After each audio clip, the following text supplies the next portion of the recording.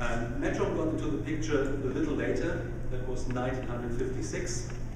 And we had our first piston-bird at this time introduced, E274, which is there on the table. So pretty much Jurassic Park, but still alive.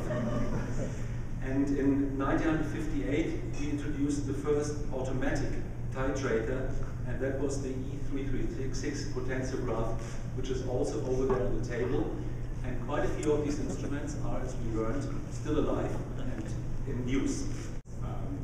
Thank you everyone for coming this afternoon to our announcement of our winners for the oldest Titrator contest.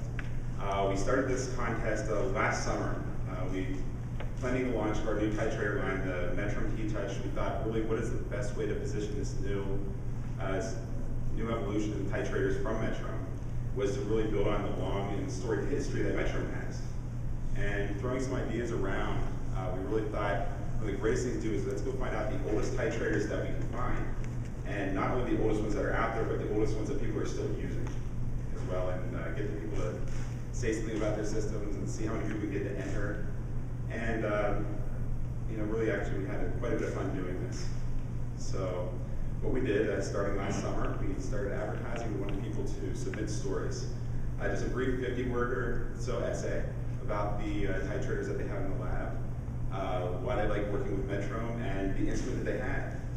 We had quite a few entries, ranging from, believe it or not, relatively new instruments to really a final list of, you know, about 10 or 15 entrants that were quite old pieces of instrumentation.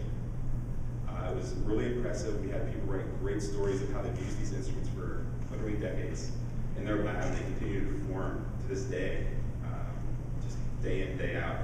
Everything from running QC applications up to different R&D applications at the university level. These instruments are still used. It's always great to hear about your instruments and hear from users who have loved them so much and are happy to speak about it. So as we were going through these stories, we ran into two that were particularly good. So not only were they not the oldest Karl Fischer titrator, but our oldest titrator in general, as Kai mentioned, the Murad that was Bill Georgian's.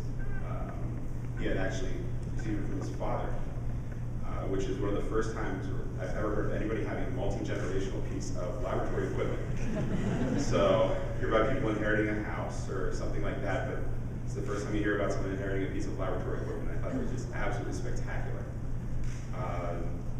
Our other entry, then we looked for our oldest Karl Fischer titrator, and believe it or not, this one came down to a matter of really months when the people purchased their instruments.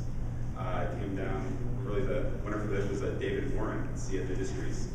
And you know, I guess as a fresh young chemist, he had been there during the install of the instrument in 1974. And we had a similar system from just early 1975 that someone had talked about entering, but Bill just squeezed the win out just a little bit. But it's just really impressive that we had that much competition, that people came that closely. As my company grew and we added several more plants and so forth and so on, our workload grew, and as well as the workforce grew, and we started working 24/7. We worked around the clock in the lab, so obviously we needed more instrumentation. We had more workers, so we added a few more of the, and it was mentioned earlier, some of the Titrators and so forth and so on that we bought. You know, I started out, it was around the 500 series, and you're up to 900s now, right, George? So we've got, I think, one of each as you moved on up the line. We did finally have to put out to pasture the 535 and the 655 after years of operation.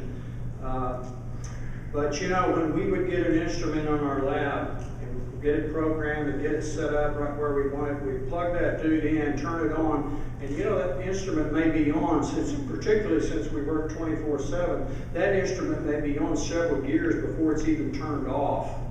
It just runs and runs and runs. My wife and I own a small environmental lab. I started it in 1981, and I basically inherited my titrator from my father, who worked in a pharmaceutical lab. They were updating our lab, so he said, take this one, try this out. And I've used it ever since. And we've done functional groups, we've done acetyls, we've done halogens, we've done all kinds of different chemistries, and right now we're doing potentiometric titrations. It works perfectly. I know it's a little old, but it does the job, and we're pretty excited. We have a lot of applications for the new one. So it is essentially a 3-generation titrator. I know I said 2 before. I use it, my father used it, and now my daughter, when she gets home from graduate school, is working